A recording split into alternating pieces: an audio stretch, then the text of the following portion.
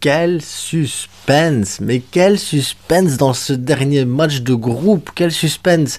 Avant, on va revenir sur le groupe de la France, le groupe D, avec l'Australie qui gagne contre le Danemark, l'Australie qui se qualifie comme ça pour les huitièmes de finale, alors que l'Australie, elle est dégueulasse à voir jouer. Mais elle est qualifiée. Et ils vont jouer contre l'Argentine. Oui. Mais ensuite, il y a eu un match de fou aussi entre la Tunisie et la France. Donc sur TF1, c'était 1-1. Beau score, beau match. Et sur les autres chaînes du monde, la Tunisie gagne 1-0, les gars. Donc bravo aux Tunisiens. Dommage, voilà, ils sont éliminés. Et à la place, on va avoir l'Australie. Bon, une équipe de France, c'était l'équipe B de l'équipe de France. Et c'était pas terrible comme match. Mais voilà, ça reste un match de foot. La France, elle est qualifiée de toute façon. Première de son groupe, quoi qu'il arrivait. Donc voilà, la France va affronter la Pologne. Et on va parler tout de suite du groupe C.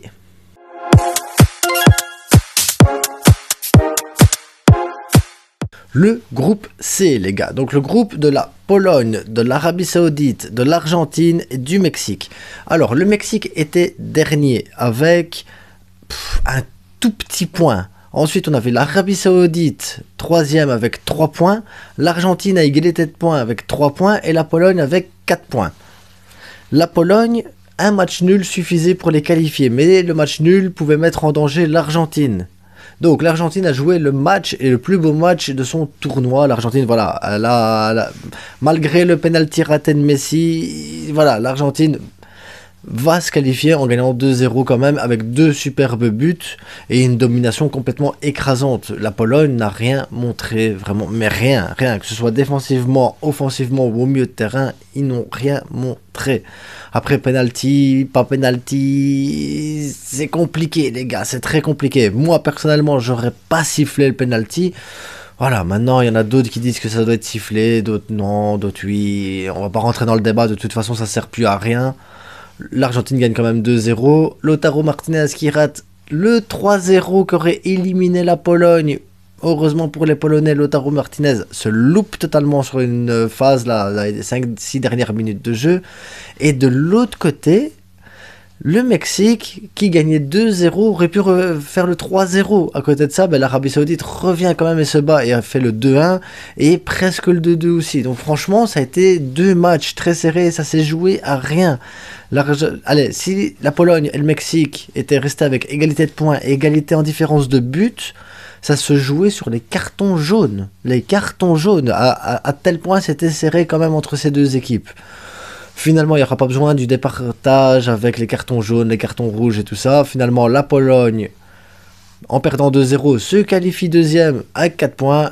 Le Mexique, troisième avec 4 points, mais en ayant encaissé le but avec l'Arabie Saoudite. Voilà, ils auraient dû en mettre 3 en fait pour être sûr de se qualifier, les Mexicains. Ça, c'est pas fait. Et tant mieux pour Lewandowski, tant mieux pour Léo Messi. J'allais dire Léonard Messi, non, Léo Messi. Tant mieux pour Léo Messi. Et donc, on va avoir... Pour les phases finales, on va avoir un Pays-Bas-USA, un Argentine-Australie, et on va avoir un Angleterre-Sénégal et un France-Pologne. Dites-moi déjà en commentaire, vous, qui vous voyez gagner entre les Pays-Bas et les Américains, entre l'Argentine et l'Australie. Voilà, je ferai une vidéo le 7 décembre exprès sur mes pronostics sur les phases finales. L'Angleterre, Sénégal et France-Pologne. Dites-moi pour qui va gagner, qui va pas gagner, comment ça va se dérouler pour vous. On se retrouve demain pour une prochaine vidéo, parce que demain c'est chaud les gars. Il y a le groupe de la Belgique où la Belgique doit gagner obligatoirement contre la Croatie, mais la Croatie a un match nul, ça suffit. De l'autre côté, on a quand même le Maroc qui peut se qualifier encore, juste en faisant un match nul, ou en gagnant, ou même en perdant si la Croatie... Enfin bref, c'est tout des calculs de fou. Pareil pour le groupe de l'Espagne. L'Espagne se qualifie si elle gagne ou si elle fait match nul.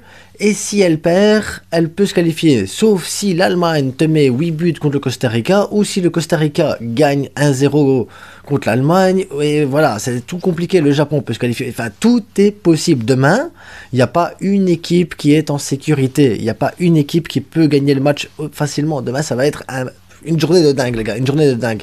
De toute façon, demain, on fait un débrief juste après le match de la Belgique et juste après le match de l'Espagne. Je sais plus c'est à quelle heure l'un ou l'autre, enfin peu importe. De toute façon, il y aura des débriefs demain, c'est sûr et certain.